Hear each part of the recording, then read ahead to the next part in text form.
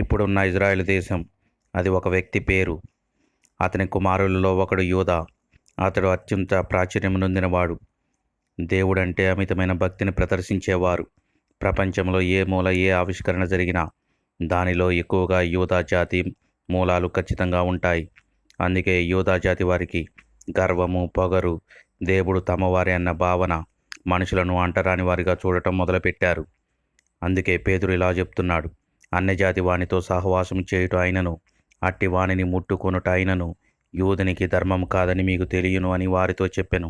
అయితే ఏ మనుషుడు నిషేధింపబడిన వాడు కాదని, అపవిత్రుడైనను చెప్పకూడదని దేవుడు నాకు చూపించాడని యూదుడైన పేతురు తెలియజేస్తూ ఉన్నాడు. యూదునికున్న గొప్పతనం ఏంటి? ప్రతి విషయము అధికమే. మొదట దేవోక్తులు యూదుల పరము చేయబడెను. దేవుడు తన వాక్యమును ఇజ్రాయేలుకు తెలియజేసెను. తన